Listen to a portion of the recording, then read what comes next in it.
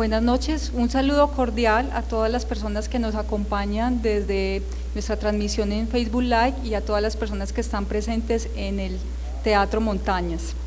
Desde el jueves pasado y hasta hoy se abrieron las puertas a una nueva festividad en el Carmen, la Cántiga Festiva, fiesta del libro del Carmen de Viboral, un viaje hacia sus paisajes literarios, sonoros y culturales del municipio y la región del Oriente Antioqueño. Esta iniciativa busca impulsar el conocimiento e intercambio de los acervos bibliográficos, el acceso y la circulación al libro, la promoción de la lectura, escritura y la oralidad, y de sus creadores en general, y también para incentivar la formación de públicos interesados en las diversas expresiones de la cultura y del libro en la localidad. La Cantiga Festiva es un evento de la administración municipal Más Cerca, Más Oportunidades, John Freddy Quintero Zuluaga, alcalde. Su Secretaría de Educación, la Biblioteca Municipal Jesús Antonio Arango Gallo y el Instituto de Cultura del Carmen de Viboral. También nos apoyan y respaldan el Ministerio de Cultura, la Cámara Colombiana del Libro, la Red Nacional de Literatura, el Consejo Nacional de Cultura, la Red Relata, el Instituto Técnico Industrial Jorge Eliezer Gaitán, Casa Rosé Hotel y el Grupo Vigías del Patrimonio del Carmen de Viboral. Esta cántiga no podría ser posible sin la vinculación de la Fundación EPM, Confama, Confenalco, la Editorial Universidad de Antioquia, Sílaba Editores, La Sirena Editora, Fundación Taller de Letras, Corporación Río Arriba, Jardín Botánico Joaquín Antonio Uribe, Señora Lápiz, Librería Librolandia, Larva Biblioteca, El Hormiguero, Librería Tralalá, Ediciones Letra Dorada, Librería Pretexto, Revista La Malparida, Perpetua, la Feria del Libro, Papelería y Café, Enfoque de Oriente, Centro Cultural y Jardín Waldorf El Nido, Librería La Matria y Café Cultural Bolarén. También Viboral Biodiverso, los autores del Oriente Antioqueño y segundas, El Polizón, Abel Anselmo Ríos Carmona, Mario Acevedo, Revista Opinión a la Plaza, María Paula Ochoa y el Instituto de Cultura. Bienvenidos entonces al cierre con la entrega del 11º Premio Nacional de Poesía José Manuel Arango. El 11º Premio Nacional de Poesía José Manuel Arango tiene como objetivo divulgar y generar apropiación del legado poético de José Manuel Arango como carmelitano, ilustre y poeta trascendental de las letras nacionales. También estimular la creación poética y su valor como elaboración artística en el ámbito nacional. En este momento haremos la entrega oficial de la 11ª versión de este premio de carácter nacional. Recordemos que este premio fue creado en el 2002, año en el que muere el poeta, como una conmemoración a su vida y su obra. Este concurso cuenta con el aprecio de los escritores de poesía del país al llevar el nombre de uno de los poetas de cabecera más significativos e influyentes en la creación poética contemporánea. La organización del premio cuenta con la realización de actividades literarias en este espacio y se decidió además que toda la festividad se llamara Cántiga Festiva, esta primera feria del libro. Voy a hacer un pequeño recuento de quiénes han sido los ganadores desde la fundación del premio en el 2002. Tenemos el ganador del 2002 en la primera versión, a Iván López, del municipio de La Ceja. En el 2004, Carlos Patiño de Cali Valle. 2006, Armando Ibarra, de Cali Valle. 2008, Julio Balcázar, de Manizales Caldas. 2010, Hernán Vargas Carreño, Zapoteca Santander. 2012, Gerardo Rivera Vélez, Cali Valle. 2014, Ana María Caballero Botero, Bogotá, Cundinamarca. 2016, Juan Fernando de Frono, Medellín, Antioquia. 2019, María del Socorro Vélez Calle, Sevilla, Valle del Cauca. Para la versión del 2021 contamos con la participación de los siguientes jurados: Carlos Eduardo Satizábal Ateortúa, magíster en Escrituras Creativas de la Universidad Nacional, filósofo de la Universidad del Valle. Es profesor asociado de la Universidad Nacional de Colombia, investigador del CREA, Centro de Pensamiento para las Artes, y miembro directivo de la Corporación Colombiana de Teatro CCT y de Tramaluna, en la que además es actor.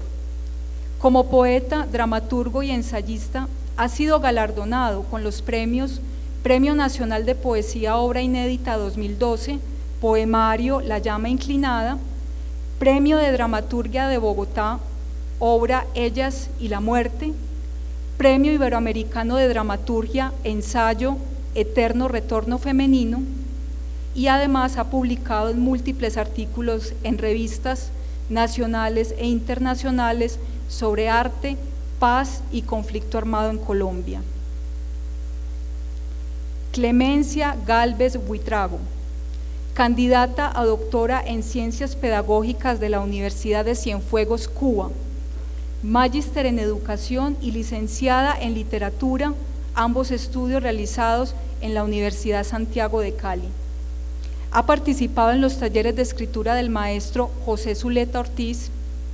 Su trabajo se ha centrado en el acompañamiento en la creación poética de jóvenes y adultos, labor que le ha hecho meritoria el reconocimiento a la creación y puesta en marcha de la experiencia significativa Exprésate a la vida, de la institución educativa Evaristo García 2013, y la mención como talento poético en la Semana de la Educación Miradas Pedagógicas con Calidad 2014. María del Socorro Vélez Calle, comunicadora social de la Universidad Autónoma de Occidente, poeta.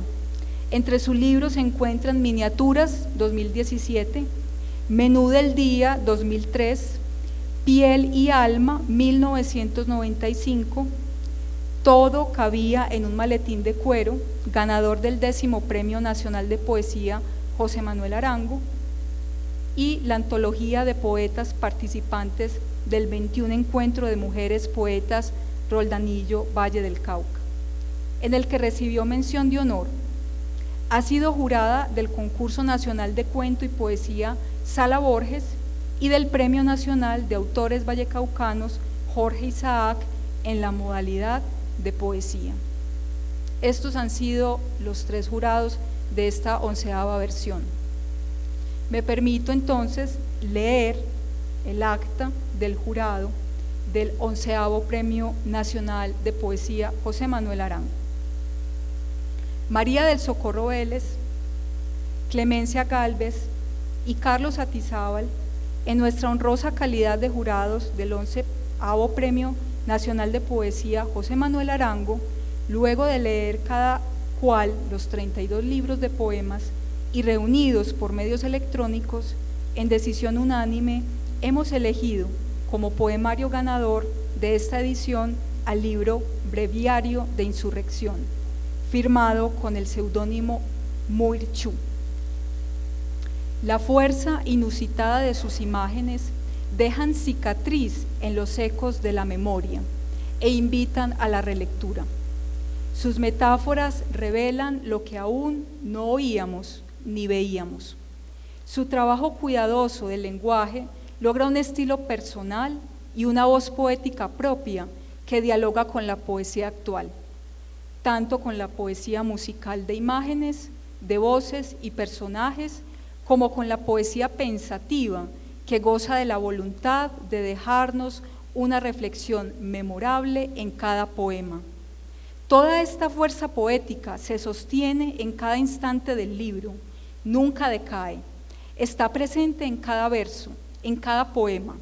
Su palabra poética, con vitalidad y fuerza de sublevación, con frecuencia ritual o litúrgica, teje el libro como una un bello juego que celebra lo sagrado, con su música y sus imágenes, con sus metáforas e instantes poéticos, con sus personajes y sus voces, con sus invenciones y revelaciones. Para constancia, firmamos esta acta el 29 de septiembre de 2021, María del Socorro Vélez Calle, Clemencia Gálvez Buitrago y Carlos Eduardo Satizábal Ateortúa. Antes de darle paso a la entrega oficial del premio por parte del director del Instituto de Cultura, Jason Castro Trujillo, voy a revelar la identidad de Merchu para que sepan entonces de quién se trata. Pero viene camuflado de nuevo. Sleb Posel, nombre literario de Óscar López Alvarado, licenciado en lengua castellana de la Universidad de Tolima, autor del libro El andariego de la savia, crónica, entrevista y ensayo sobre la vida y obra del poeta tolimense Julio César Arciniegas, con el que obtuvo el premio Ibagué Capital Municipal de Reconocimiento a la Vida y Obra 2019, con un prólogo de Juan Manuel Roca y un epílogo de Gabriel Arturo Castro. Es ensayista, colaborador en revistas literarias como Confabulación, La Raíz Invertida, Literalidad, entre otras. Es además vocalista de la banda de death metal Hedor, actividad que desarrolla de forma paralela a sus búsquedas literarias. Actualmente cuenta con un libro de cuentos inédito que está en preparación. Entonces, ahora sí, invito al director del Instituto de Cultura para que haga la entrega oficial de este premio a Sleb Posel.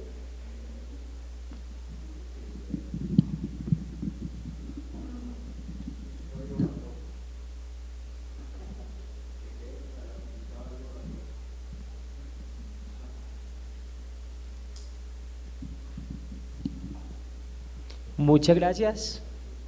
Buenas noches. Bueno, muy complacidos aquí con esta clausura de la primera fiesta del libro de la Cántiga Festiva.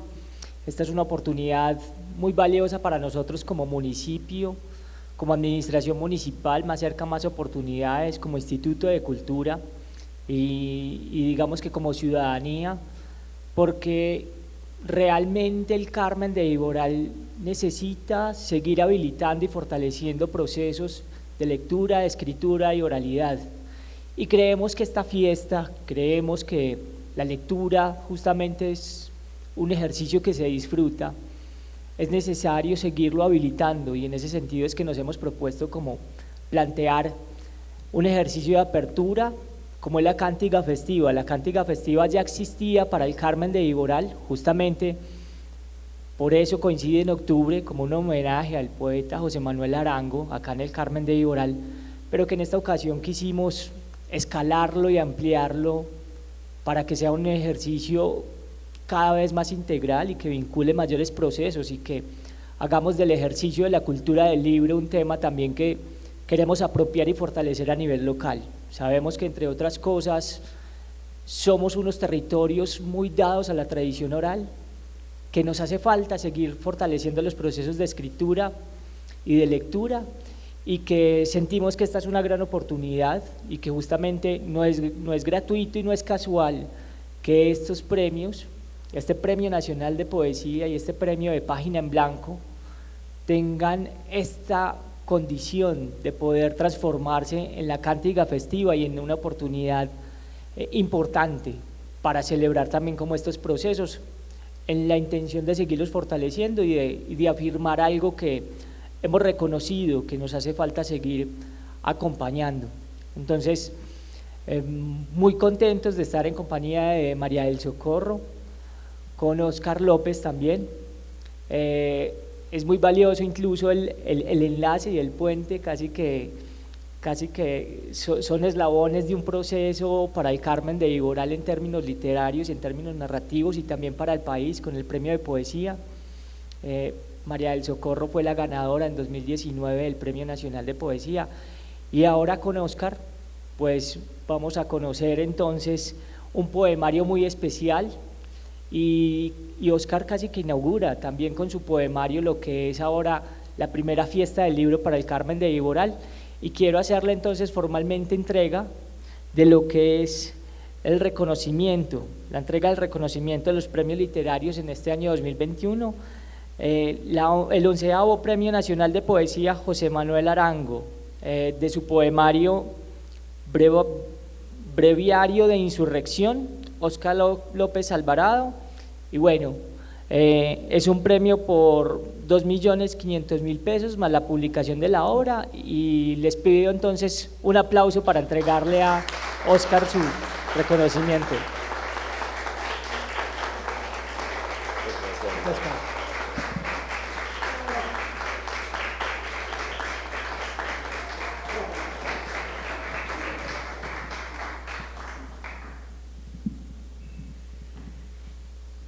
Bueno, no, muchas gracias. Y entonces, Óscar, te dejo en tu espacio, en tu recital, agradecer tu participación en el Premio Nacional de Poesía, a María del Socorro como jurado en esta ocasión. Bienvenidos al Carmen de Viboral, que esperamos que sigan acompañándonos en estos procesos. Y bueno, y te comparto el micrófono para que nos… bueno.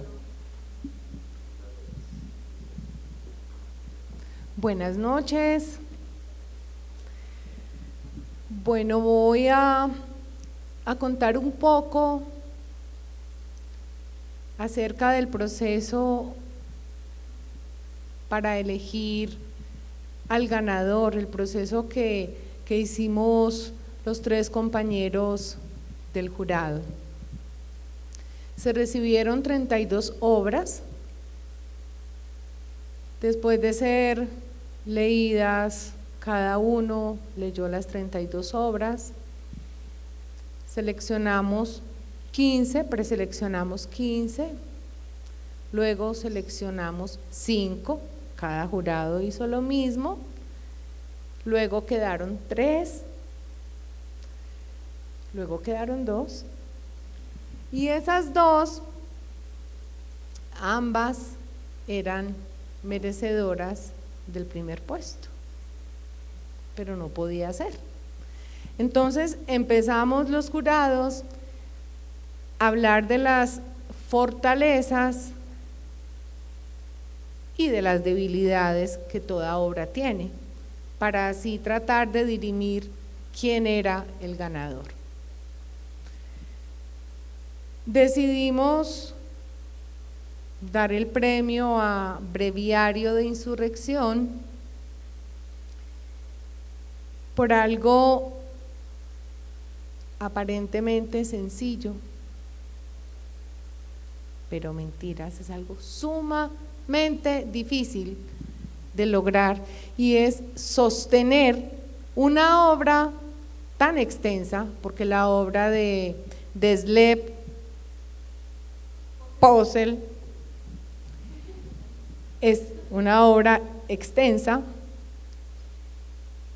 nunca decaía, nos mantuvo a los 3 jurados absolutamente atentos.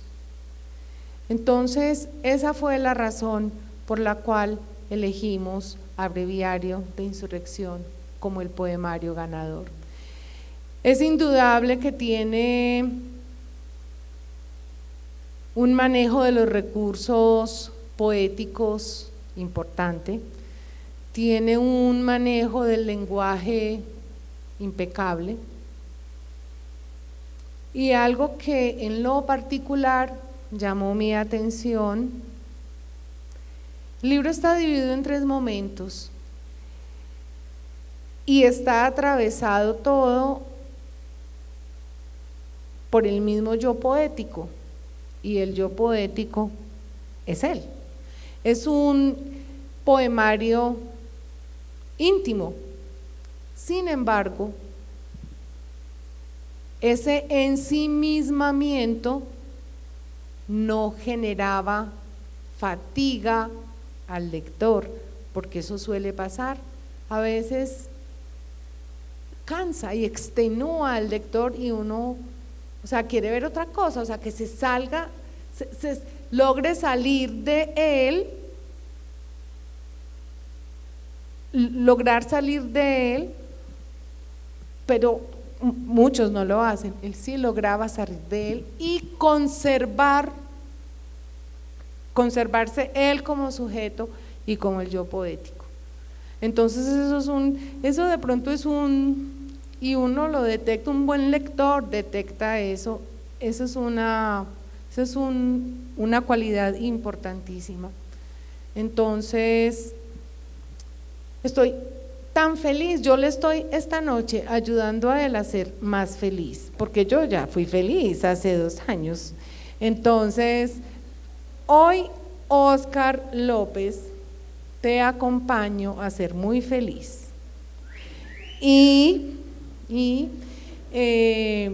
Pues es que yo creo que quién mejor que el autor para hablar de su obra. Entonces, mis felicitaciones de verdad, Óscar, y te voy a dar un abrazo.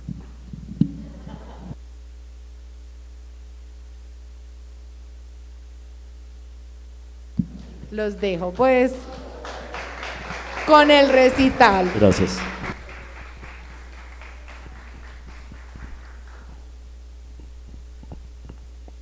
La espera.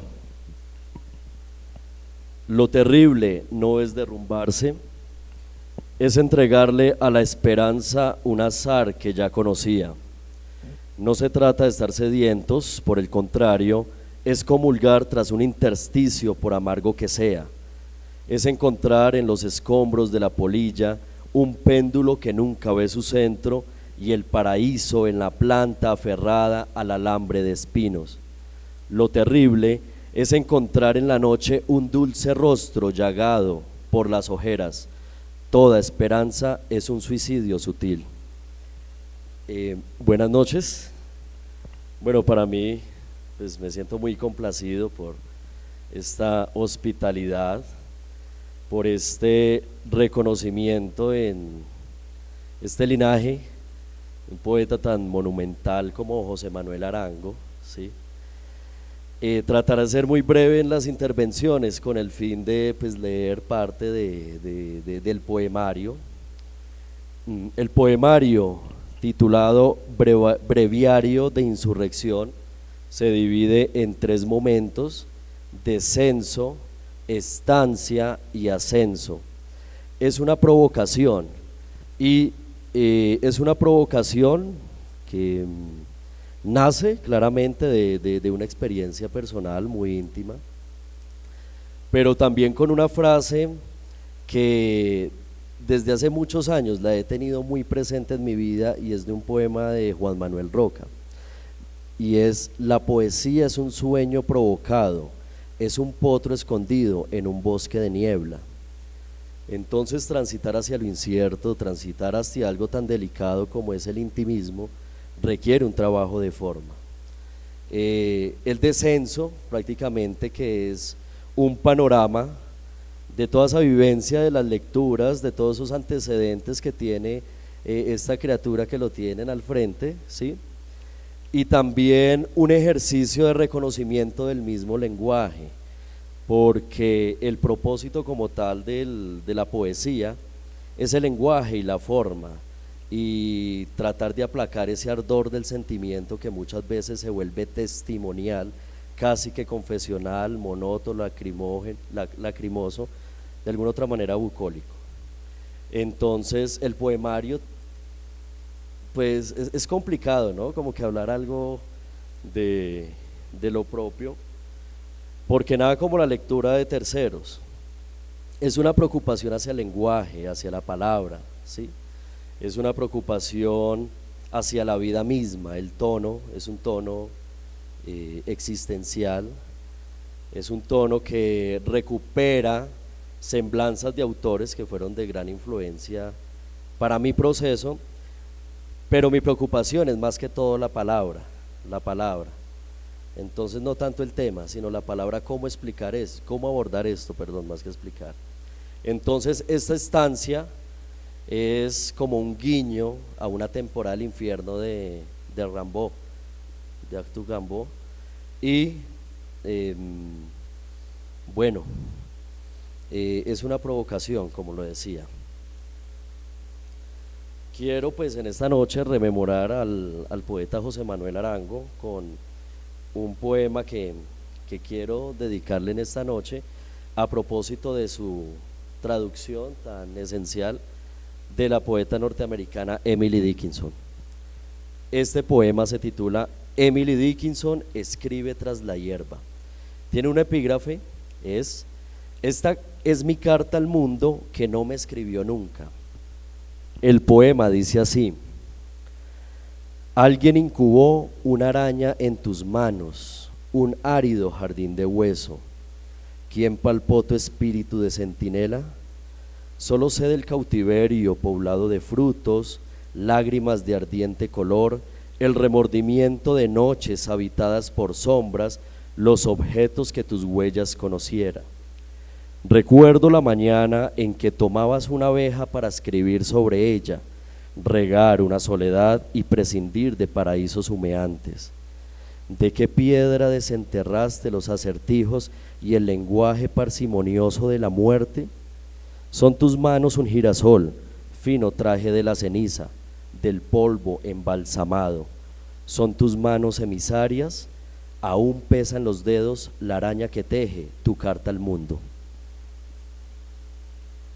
Entonces, bueno, el poemario, al momento de nombrarlo quise hacer un ejercicio de transgresión, ¿no? Desde el mismo nombre. Como muchos saben, breviario es un compendio de oraciones religiosas de un sacerdote en el año, ¿sí? Pero entonces yo quería una antítesis en el nombre y me pareció que insurrección era la palabra que le daba fuerza a ese breviario, y muchas veces recordamos a la palabra breviario por el libro de Cioran, breviario de podredumbre. Entonces yo quería esa fuerza, porque me parece que este libro es un nacimiento, es un segundo nacimiento, y por eso el tema del seudónimo, el nombre literario, ¿sí? Pienso que el nombre de pila es un lugar común, es un tema muy personal, es un video mío. Mis amigos me dicen, ¿para qué se ponen a envidiarse con tanta vaina? ¿Sí? Pero es algo en lo que siento gran afecto porque es una creación propia. Sleposel es un anagrama que yo realizo de mis dos nombres y de mis dos apellidos, y es un nacimiento hacia este nuevo lenguaje, hacia ese nuevo tránsito que yo hago mediante la palabra que es vida, ¿sí? Si hay alguien a quien yo deba este proceso literario, porque jamás pensé que iba a estar acá recibiendo pues un galardón tan importante, es a mi maestro Gabriel Arturo Castro. Es un poeta colombiano residente en Ibagué. Gabriel Arturo Castro, mentor, quien me enseñó la preocupación del lenguaje y me abrió las puertas para este abismo poético, fue el que me lanzó en seco, y le estoy eternamente agradecido, y es por ello que le escribí un poema. Dice así: a Gabriel Arturo Castro, el poema se titula Poeta. Una salamandra guardó tildes rojas en su pecho y las conjuró a tu nombre la noche del nacimiento. Te he conocido antes del galope del potro, con la confianza de verte luego escondiendo silencios en el pajar de algún sueño. Voz de pez antiguo, fuego de una memoria clarividente, heredero del mito y sus cicatrices, decidiste fabular un jardín dentro de una morada vuelta a ruina. Manos meditando sobre el humo, ¿en qué momento se te entregó las llaves de la eternidad? Ocultas, sin ninguna puerta más que el asombro, yacen en una piedra que solo tú conoces. Si tan siquiera pudiera tomar de Aurelio Arturo un viento que cantara el rumor que le raptaste al bosque, sabría de la noche y el incienso frotándose en tu primera mirada. Entonces, Breviario de Insurrección es esta apuesta que emprendo a conquistar los miedos. Mi producción literaria es más que todo pese a mi edad, ensayística y con los cuentos inéditos. La poesía para mí fue de gran respeto y nunca quise tocarla más allá de la lectura. Olga Orozco fue un gran pilar hacia esa provocación de la escritura. Poetas colombianos, Juan Manuel Roque, de manera ineludible, Lucía Estrada, creo que poemarios como Las hijas del espino fueron un horizonte también hacia configurar este libro. Y bueno, al mismo tiempo la tradición literaria y la tradición clásica. Quiero leer un poema que se titula Daguerrotipo, que son las fotos antiguas. Tras un retrato, la mano del centinela labra un gesto. En él, vientres se esconden entre la sangre con la incertidumbre de ser un árbol de raíz interminable. Antiguos dedos se resbalan y caen en una mano, reverso que palpa rostros y el frágil cuerpo de seres vueltos ceniza. Extraviados ante las puertas de desconocidos anfitriones, ¿quién abrirá la caja donde suspiran viejos retratos? Bien, quiero provocación, quiero preguntas, me fascinaría preguntas, sí, porque este tema, bueno, es bacano como si de hablar de lo de uno, pero a mí me gusta la provocación, y bueno, qué rico interactuar con ustedes para seguir compartiendo los poemas y esta experiencia, y para tomar agua, claramente.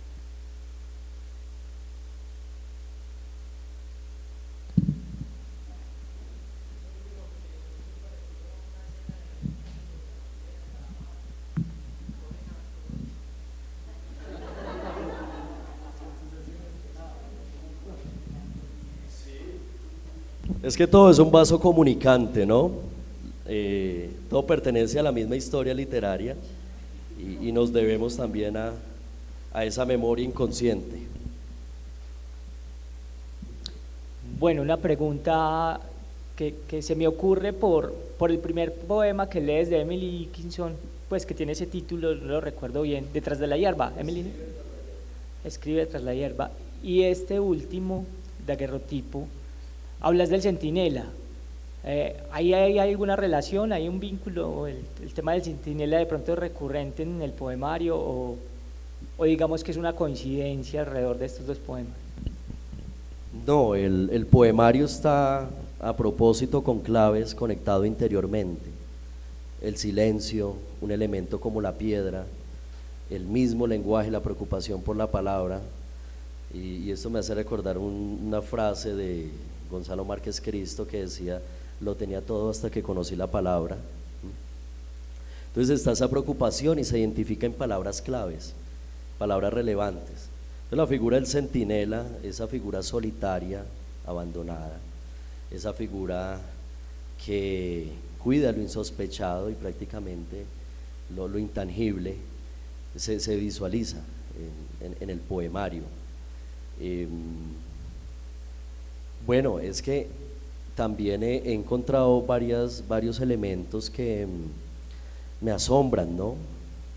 El autor que escribió el prólogo al libro, el hombre me decía: hey, mira, es que el poemario parece que estuviera dividido como está dividida la canción de Pink Floyd, Echoes, en 3 partes, y yo lo descubrí con el poema que le escribiste a Rick Wright, el teclista, ¿sí? Me di cuenta vi esa lectura y me pareció fascinante, porque sí, es un descenso, ¿sí? Y la última parte pues como tal es el ascenso.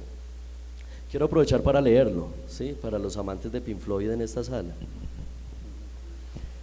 Richard Wright. Además que este poema nació de un sueño,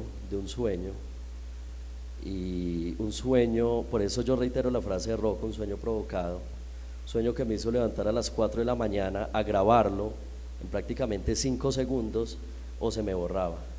Cuando me desperté al día siguiente, yo dije, voy a recordar el sueño. No lo recordé, entonces fui a la grabación. El poema dice así: ¿qué secreta piedra domó tu tacto para devorar la eternidad? ¿A qué Dios le raptaste su destino para poner bajo tu lengua el sonido que aún tiembla en el fondo del sueño? Ahí te veo, en medio de luces intermitentes, como insectos marchitos por el graznido de un albatros. Ecos, ¿por qué fluye de tus dedos la paciencia de la enfermedad, presagio de un hambre carcomiéndote por dentro? Asisto a tu escritura, la blanca fila de páginas, aún siente el galope de tus huellas. Asisto a ver tus mejillas, el rostro ensimismado sin advertir el escenario, lienzo donde las luces fabulan sagrados recuerdos. Oh, Richard Wright, supiste bautizar la lejanía.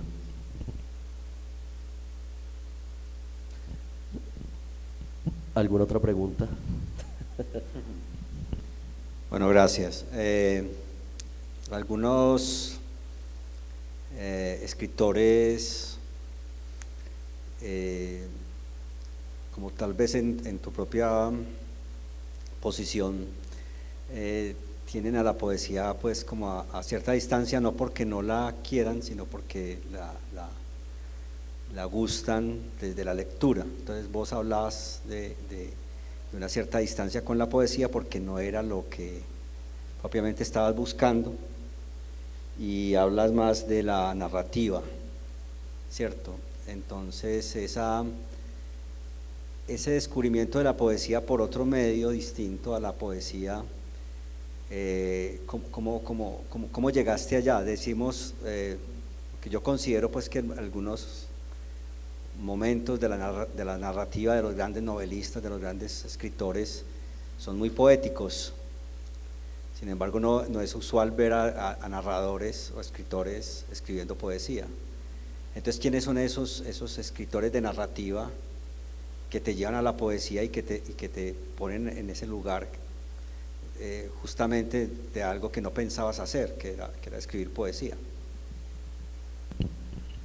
Yo encontré la poesía en la narrativa, porque hacía mucha metáfora, mucha imagen.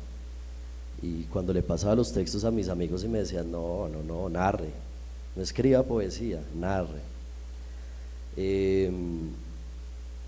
Yo creo que encontré la poesía en Respirando el Verano, de Héctor Rojas Erazo, un libro fundamental, al mismo tiempo poeta.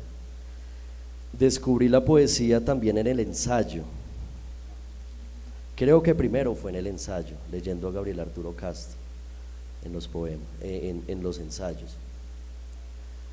Y bueno, es que se me escapan muchos autores.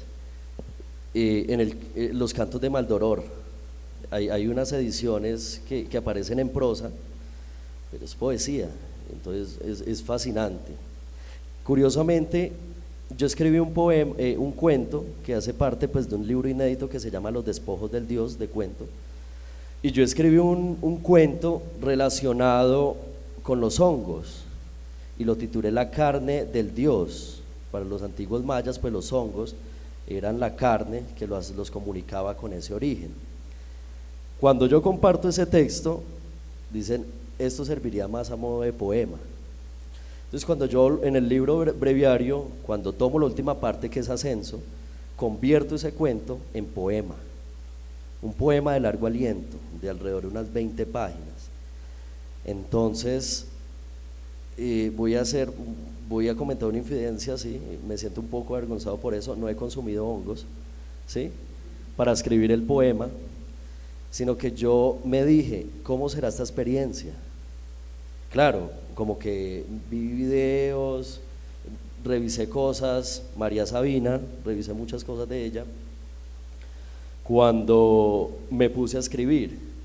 Entonces este personaje, que es un indígena, casi que un chamán, que se va a encontrar con su amada, que es la luna, empieza a consumir los hongos y va al pico de una montaña y viaja no hacia cierto futuro, sino al origen.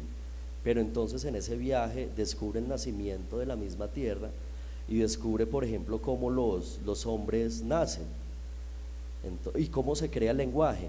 Por ejemplo, hay una parte en donde los hombres van tras un cráneo de carnero, ¿sí? Le quitan su carne, se la comen, ¿sí? Empiezan a desesperarse porque les nacen serpientes de la boca y empiezan a dispersarse hasta que se convierten en lengua. Lo mismo sucede con diversos elementos en el mismo cuento, que es un poema que fluye. Entonces yo atribuyo que la narrativa, José Lezama Lima, por ejemplo, Paradiso, es un texto barroco, complejísimo, pero es poético, es bellamente poético, y eso me motivó, y cualquier cantidad de autores. Incluso recientemente uno lee la novela de Pablo Montoya, Tríptico de la Infamia, las 2 primeras partes es poesía completa. Entonces, bueno, yo creo que me siento muy agradecido por la narrativa, me siento muy agradecido con Rojas Erazo, sin lugar a duda, ¿sí? Y yo le escribí un poema a Héctor Rojas Erazo y a su esposa, los dos ya fallecidos. Se titula Súplica Final. Dice así: por la sombra que de a poco carcome mi garganta y desnuda un viejo sermón ante tu cuerpo, por la tardía semilla naciendo de mi voz, reteniéndose como un verbo amargo en tus dulces labios, por tu mirada que desciende incógnitos pasadizos y mis ojos pudriéndose por el silencio, reclamando el murmullo del Dios que habita en tu piel, por el pájaro que trae 2 inciensos en su pico y me niego a dejar entrar, por el abismo empuñado en mis manos, la sangre de mis espinas desmenuzándose en tus pupilas y el gesto de la fotografía vuelta a blanco y negro, por mi permanencia en un laberinto que solo conocía tus pasos y la llave que con fervor pinté en tu vientre, por la noche tejida entre cuervos y el suspenso de un nervio oculto entre escombros, insomne por temor al mañana, por nuestro olvido que se encanta y siembra esquirlas en alguna memoria, por tu sueño, por domar esta tropa de escorpiones en mi pecho, mírame, escúchame, a Héctor Rojas Erazo ante un lecho.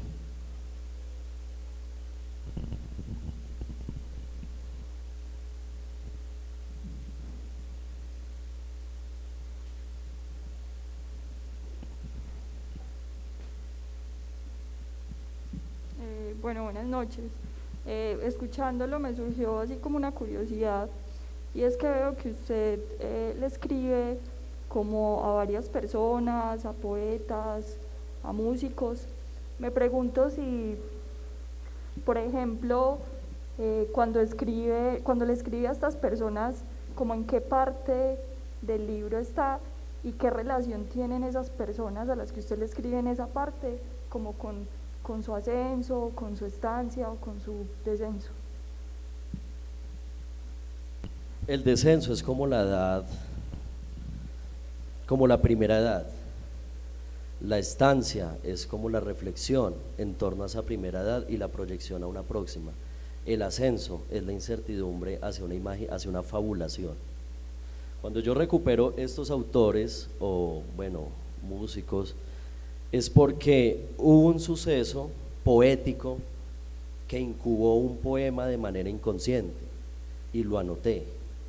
Cuando me senté, claramente pues el trabajo del lenguaje y todo ello. Entonces, este ejercicio se da mediante la paciencia, claramente, pero yo le atribuyo más a la forma, o yo tengo la capacidad de escribir, ¿sí? Replicar este suceso o transformarlo mediante la forma. Entonces ahí es donde va la imagen, ahí es donde va la estructura del mismo poema y va el ejercicio de búsqueda de mi voz, porque no hago más sino que buscarme en este libro, porque es visceral, es un testimonio personal, y por eso hay en la segunda parte hay un epígrafe de una poeta colombiana, Camila Charri Noriega, que dice: la claridad de una palabra surge del hambre. Entonces, esa carencia, como que esa dificultad motiva la creación poética. Pues yo le atribuyo mucho el tema del dolor, ¿sí? De lo vertiginoso. Yo creo que si tuviera una estabilidad en ese sentido de vida, no surgiría una preocupación. Y creo que también se debe a la identificación de estos poetas o de estos escritores casi que malditos, recuperando pues una semblanza romántica o posromántica, bueno, como sea, y la identificación. Entonces pues muchos han bailado acá con Ismael Rivera, me imagino, claro. Entonces sabemos quién es Ismael Rivera. Un suceso que yo escuché de manera muy fugaz, y es que cuando Ismael Rivera se le murió el casi hermano, el amigo Rafael Cortijo, él cayó en una depresión muy absoluta, muy grande, perdón, y lo cargó hasta el sepulcro, y de regreso a la casa el man perdió la voz. Este poema se titula Un deseo para Ismael Rivera. Bueno, y hago un paréntesis acá, no es monotemático. El hecho de que me fascine el metal, el rock, no significa que eluda, por ejemplo, otro tipo de manifestaciones artísticas, ¿sí? Entonces hay un ejercicio transversal también. ¿Dónde estarán las lágrimas que se descolgaron de la madera? Quizá en la soledad o en la misericordia de tu sábana de piedra. Alguien dictó tu nombre y en un parpadeo fue devorado sin despedida por una boca que vigiló tu nacimiento. ¿A qué horizonte gritarle, mi querido Rafael Cortijo? Me remonto a una luz mientras cierro mis ojos y escucho el trueno aguijoneando el timbal. ¿Hace cuánto, siendo niños, ignorábamos la tierra que roía nuestros pasos? Ahora te cargo como el duro relámpago que se niega la noche sin llave ni cerrojo. Me heredaste el temblor, el sorbo amargo de la muerte. Aún así te pido una cosa, solo un sueño, eso pido. Aleja los fantasmas con sus espadas en cada grieta. Tráeme en un sobre la llave, la voz que me raptaste al momento de tu partida.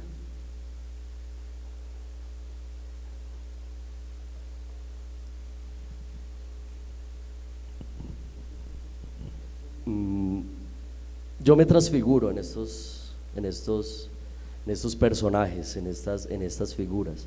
Siento su dolor, siento su abismo, y quizá ese fue el ejercicio poético. Voy a leer un poema que se llama Noche, y este poema traduce el ejercicio del insomnio del escritor. En este caso, pues, noches reescribiendo los textos. Noche. Un rostro intenta descifrar palabras frescas sobre la mesa. Se inclina. Las huele como el exorcismo a un viejo ángel. Bordea una a una y la tinta ulcera las yemas. Contempla el empeño, la espada en la garganta de aquel que las escribió. La poca luz lo toca cosquillándole los huesos con el temor de un polvillo descansando en su sombra.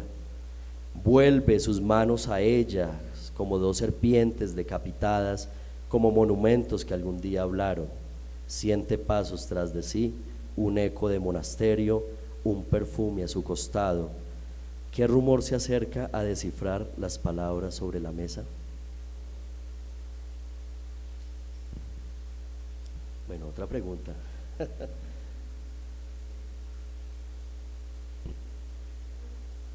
Me queda una inquietud, y es, hablas, pues, trabajas el metal, y dices que eso no te exime de escuchar otros géneros. Acaban de mostrarlo con Ismael Rivera, que viene de la salsa, ¿no? Grande Ismael Rivera. A propósito, ¿cómo aparece la música en tu poesía? O sea, de alguna manera te tiene que atravesar, ¿no? Me imagino. ¿Cómo, y si tienes algo para mostrar ahí, pues, cómo aparece la música en tu trabajo, o cómo la música te pone a escribir? No, son dos ejercicios, pues, si bien hay ciertos elementos paralelos, pero también tiene que ver con la transgresión, nombrando un término específico.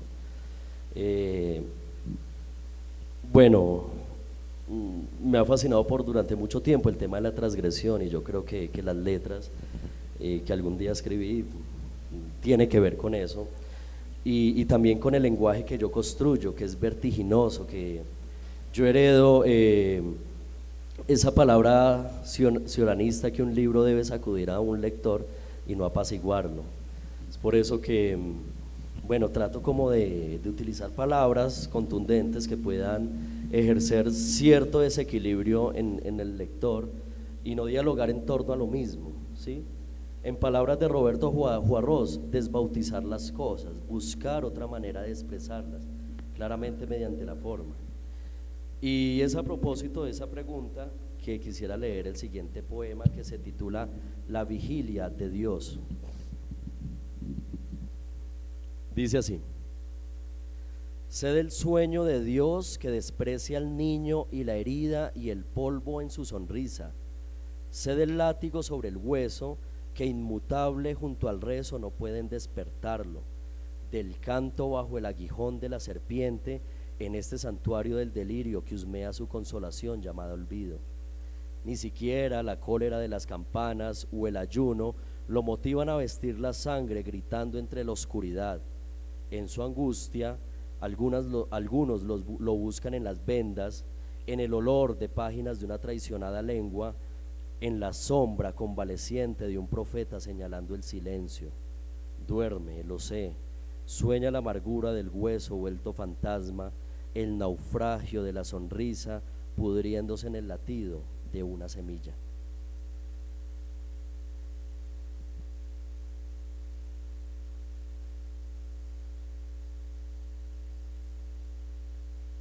Mientras piensan más preguntas, yo avanzo, aprovechando esta lectura.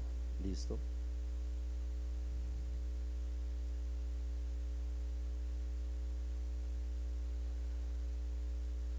Este poema se titula Silencio. Tiene un epígrafe de Olga Orozco. El epígrafe dice de la siguiente manera: ¿dónde están las palabras? ¿Dónde está la señal que la locura borda en sus tapices a la luz del relámpago? El poema dice así: arde como sudario en el rostro de aquel tras la ventana que recibe esquirlas de un viento extranjero. Es el miedo al compartir su hambre en mi mano el que me invade, su jardín de piedras coloridas, paciente dolor del asombro y de la belleza. Es la complicidad llamada escritura la que resucita el eco de una antigua pregunta al hombre absorto y sus recuerdos. Pronuncio este temor hacia agriete mis dientes, dejo en su voz mi defensa y mi derrota como el pozo que impuso en mi garganta. ¿Quién podrá desenterrar su profunda raíz eludiendo la fragilidad traducida en rencor? ¿Dónde hallar una palabra que nos exima de la culpa de existir?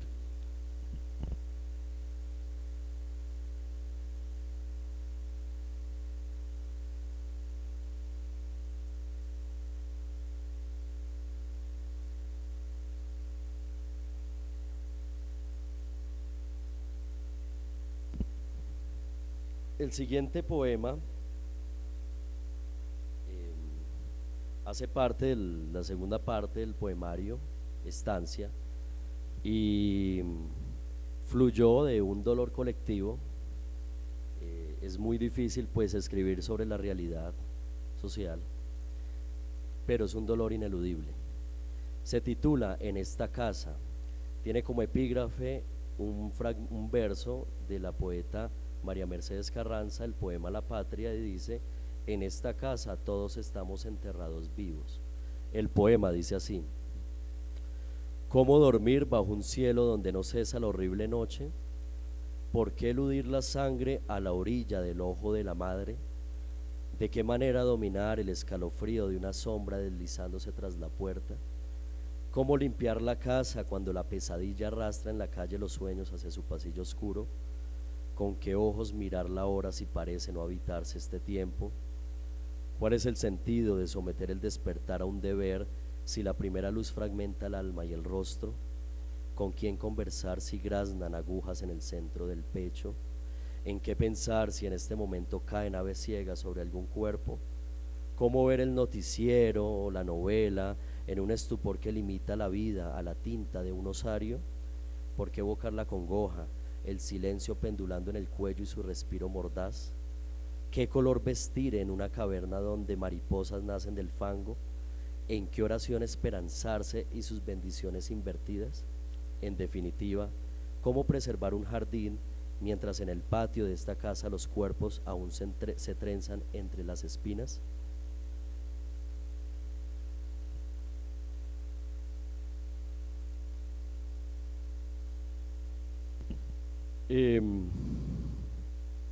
Todo este ejercicio es una catarsis, o fue una catarsis, de un tiempo, de cierto tiempo, que no podía realizarse en un cuento o en un ensayo, sino que tenía que ser la poesía. Llegué a ella con temor, llegué a ella con miedo, porque cargaba a mis espaldas todas esas lecturas, ¿sí? y todo ese elogio a toda esa tradición poética. Sin embargo, llegó el punto en el que dije, bueno, vamos a darnos la pela y hagámoslo. Los temas como tal en el poemario son reiterados: es el abandono, la fragilidad de la existencia, el silencio y la ausencia. Hay un poema que se titula Padre. Padre, permíteme tus ojos y no solo un nombre. No dejes en la oración el tiempo, aquel sudario que absorbe la piel.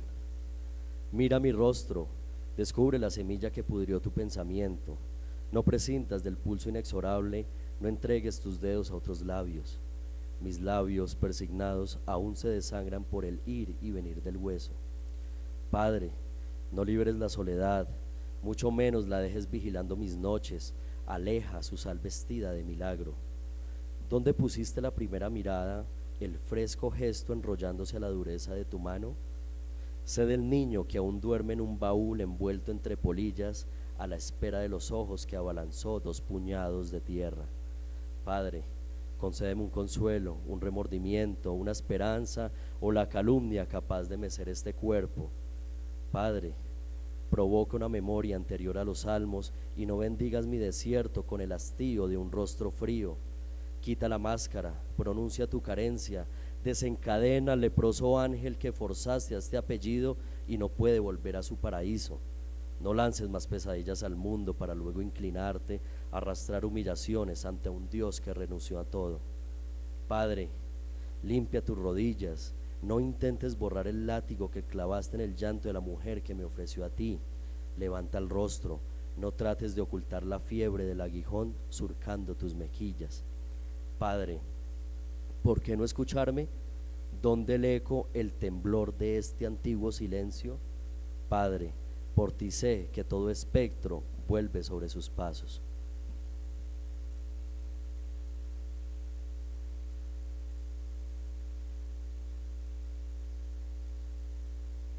Voy a finalizar con 2 poemas.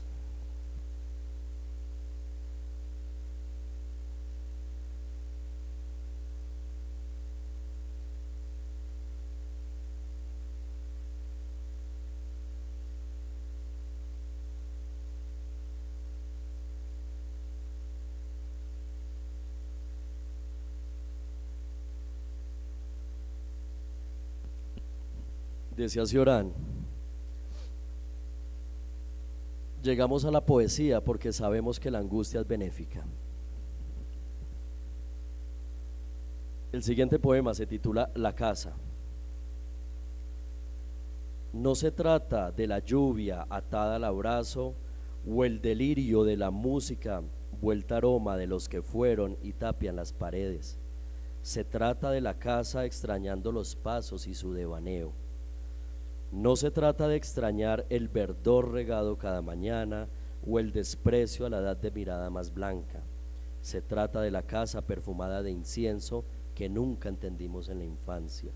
Se trata de huir, anclar un luto para que el reloj retroceda o adornar con flores tardías un itinerario. Se trata de preguntar, ¿cuál es la casa que habitamos? Y con este finalizo. Se titula Metamorfosis de la palabra. He roto el vínculo con mi raíz, ya no hay auxilio o vientre que descifre mi sangre, y sin embargo la palabra avanza, acercándome una voz que por más fatiga se resiste a ser ruina. Desde el inicio, la luz ha persignado su vinagre en mis ojos, y el delirio, ¿qué decir de él? Junto a la madrugada y el silencio deciden mi estancia. Aún así, la palabra es un milagro que señala la sed y otorga una brújula sin sol para nunca estar solos. Sé que en algún lugar esa sed fue sembrada, sobrevivo para buscarla. Ya la salvación, no el aliento, depende del poema. Muchas gracias.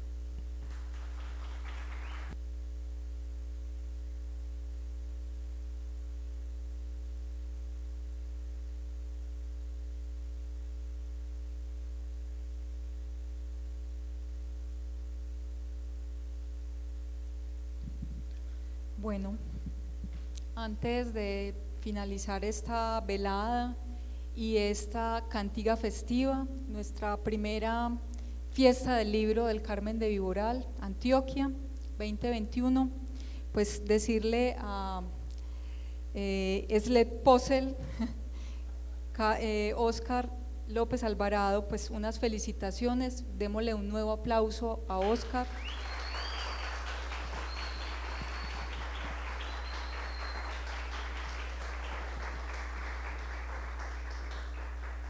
Contarles además que el Premio Nacional de Poesía también tiene una intención de dejar una memoria editorial dentro de un proyecto que está en camino y que esperamos muy pronto salgan muchas ediciones de escritores locales y nacionales, y entonces estamos a la espera también de que la publicación de breviarios de insurrección salga muy pronto y que de nuevo tengamos a nuestro poeta ganador acá en el Carmen haciendo su presentación. Entonces es ya casi que una invitación muy próxima.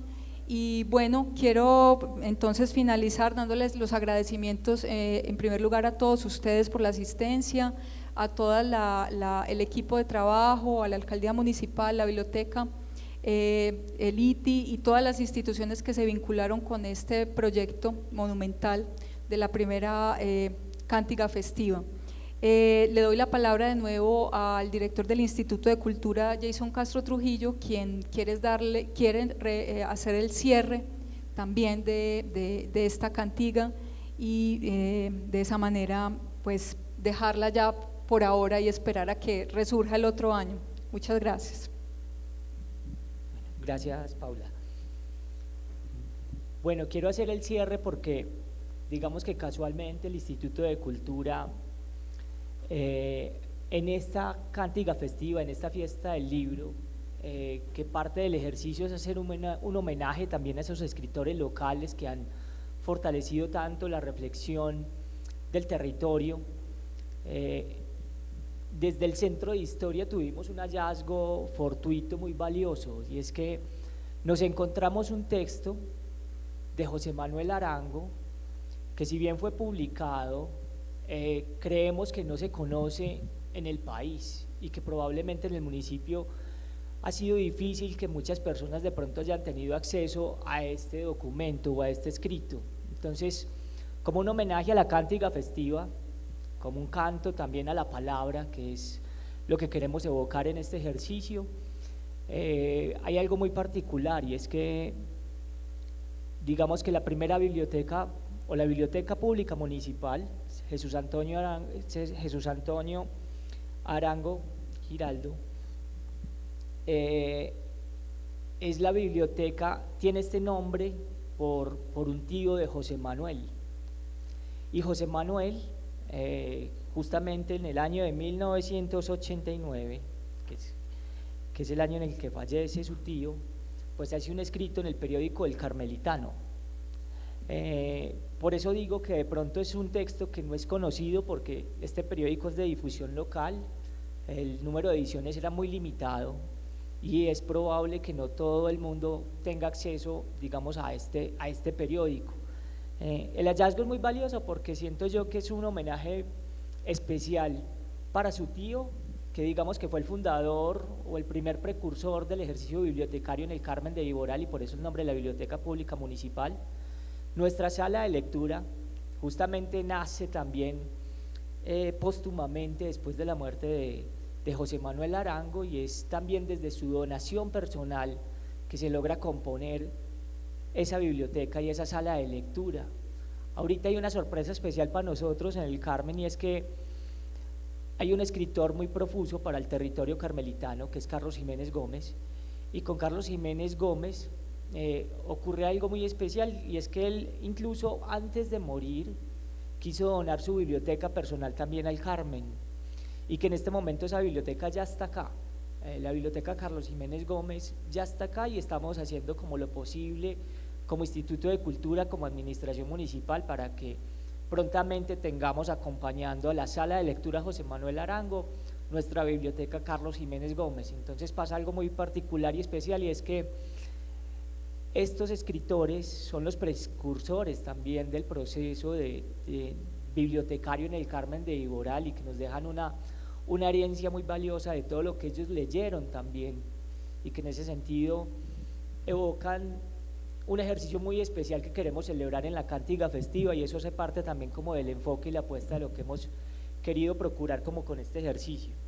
Entonces quería hacer esta lectura para el cierre de esta Cántiga Festiva y contarles entonces que hay un texto de José Manuel Arango que próximamente vamos a publicar en nuestra página del Instituto de Cultura, que se hizo en el Carmelitano, que se hizo en la versión número 41 entre julio y agosto de 1989, y entonces paso a leerlo para hacer la despedida de esta cántica.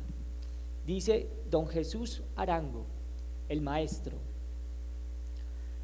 la cédula de ciudadanía, buscada para ser devuelta después de su muerte a la registraduría civil, dice que nació en 1910, iba pues a cumplir 79 años. Esto es lo primero que sorprende.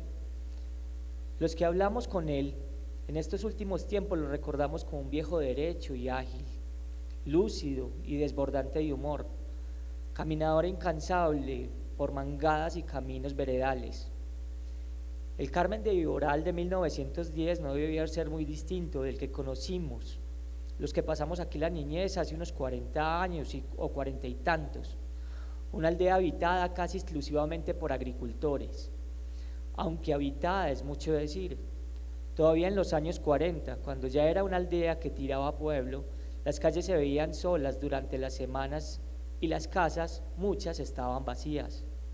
Eran generalmente propiedad de campesinos pudientes que tenían casas en el pueblo para venir de sábado a domingo al mercado o a la misa dominical. Y si acaso la familia o parte de ella se había venido a vivir a la plaza, de todos modos los hombres se pasaban el día en el campo, sembrando o revolviendo el maíz, o hacia el final del año, dedicados a las labores de la cogienda. De manera que en estas calles asustaban en pleno día. Solo al anochecer, a la tardecita, como solía decirse, volvían los hombres de su trabajo. Entonces el pueblo se admiraba. Se veía llegar los primeros obreros de las locerías con las pestañas blancas del polvo de las arcillas. Se abrían las 3 o las 4 cantinas que había en la plaza.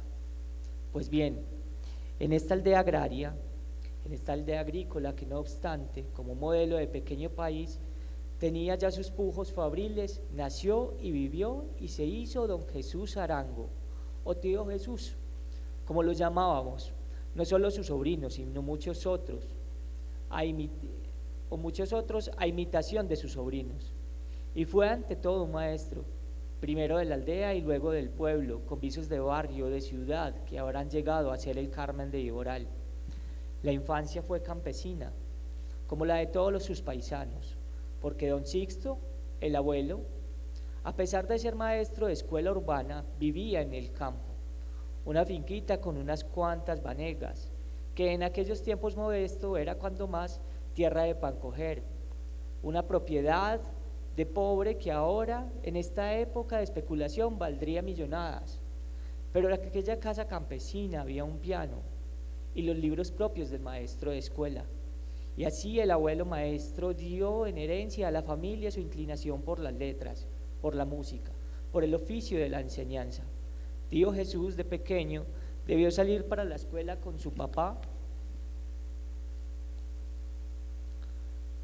Se encontraban en el camino al pueblo con los hombres que iban a esa hora al campo, al arado, a la heredad, algunos a caballo, algunos a pie, con el azadón al hombro. Sus sobrinos, que no somos pocos, tenemos cierto conocimiento de lo que era su vida. Por las veladas en casa del abuelo, cuando los tíos se reunían a recordar entre risas, con humor nostálgico y exageraciones que son ya una marca de cepa para estas montañas, las estrecheces de su niñez de hijo de maestro de escuela. Después vino el colegio, los primeros vagabundeos, un mismo profesor que enseñaba precariamente francés y álgebra, y las primeras lecturas. Desde entonces don Jesús se encariñó con sus libros. Desde aquel tiempo tal vez comenzó a reunir una biblioteca. Después, naturalmente, fue obrero en una fábrica, por un tiempo al menos. Naturalmente porque los brazos eran muchos y las tierras pocas, situación que en Antioquia se repitió una y otra vez y que explica el asunto de la colonización antioqueña del sur. Luego, sin embargo, y ahora más que naturalmente, lo encontramos de maestro. Don Jesús fue muchas cosas a lo largo de su vida: notario, perito evaluador, abogado de los pobres, abogado sin título. Uno le veía en el corredor de su casa tecleando a dos dedos para redactar un memorial y hasta en ocasiones una carta para el hijo que se fue a aventurear. Luego, o para la novia que vivía aquí, no más a la vuelta de la esquina. Sí, don Jesús fue muchas cosas, pero sobre todo fue maestro. Medio Carmen de Viboral fue discípulo suyo y recuerda sus clases surtidas de apuntes y anécdotas, en las que uno se reía tanto como aprendía. Y no solo era maestro de aula. Lo que para mí define a don Jesús, a tío Jesús, es su biblioteca. Sospecho que durante mucho tiempo fue la única que hubo en el pueblo, antes que las de los colegios, mucho antes que la biblioteca municipal, que en una aldea donde no se tenía, incluso apenas se sabía leer, y los más ilustrados tenían en sus casas a lo sumo 2 o 3 novelas, los evangelios y alguna que otra de santo. Que en una aldea así hubiese una biblioteca es, viéndolo bien, un fenómeno bien significativo y extraño. Don Jesús, el escritor que hacía discursos elocuentes para las fiestas patrias y condenas a Cristo, que decía los Viernes Santos desde un balcón disfrazado de Pilatos, que vio representar en una casa grande adaptadas como teatros 2 o 3 obras suyas. Don Jesús era el dueño de esa biblioteca. De noche se encerraba allí, de día la tenía abierta para la muchachada que iba a hacer sus tareas o simplemente leer. Y él no solo aconsejaba y explicaba, sino que prestaba los libros. Yo leí El Quijote en unas vacaciones, tal vez en 2, en una edición ilustrada que él me prestó, y otros libros también leí en su biblioteca. Muchos de sus alumnos tal vez recuerdan experiencias parecidas. Yo, por mi parte, quiero traer aquí sencillamente este testimonio de cariño. Larga paz a sus huesos. José Manuel Arango Pérez. Este entonces es un texto que descubrimos recientemente, que nos parece muy provocador para hacer el cierre de esta cántiga festiva y que evoca claramente cuál es la apuesta del municipio, de la comunidad, de la administración municipal y del instituto con todos estos ejercicios. Queremos restablecer la imagen del pasado, también de esas personas que han aportado tanto a este territorio, de escritores como don Jesús, como José Manuel Arango, como Ramón Antonio Giraldo Arango, como Carlos Jiménez Gómez. Y como homenaje es que queremos enmarcar entonces varios de nuestros procesos narrativos, en este caso nuestros premios literarios, en la Cántiga Festiva. Entonces, para hacer el cierre, agradecerle a todos los que nos acompañan en la transmisión, los que nos acompañan en la sala, a todos los que hicieron parte de esta Cántiga Festiva en el ejercicio. Y quiero también agradecerle a Óscar su presencia, su participación en el Premio Nacional de Poesía, a María del Socorro por acompañarnos aquí también como jurado, a Julián Acosta también felicitarlo en su premiación. Y bueno, no siendo más, agradecerles y darle las palabras a Óscar para que hagamos la despedida entonces de la primera fiesta del libro y de la Cántiga Festiva del Carmen de Iboral. Muchas gracias. Bueno, unas palabras finales. Y celebro estos espacios más allá de que haya sido el ganador. Estoy conmovido de alguna otra manera y fascinado también de cómo en el municipio se valora la memoria y la labor de José Manuel Arango. O sea, en las paredes de las calles, incluso en los hoteles, en el hotel, fragmentos de poemas, incluso como fue un poeta muy breve, de mucha contención, los poemas ahí, desde el busto, desde bueno, este tipo de homenajes que prolongan su memoria. Agradecer mucho el tacto al concurso, el respeto hacia mi persona, hacia la participación, y continuar con este trabajo. Agradecerle a usted por permitir estos espacios, y al público y al Carmen de Iboral, que es un municipio muy fascinante. Entonces, muchas gracias y un abrazo muy fuerte.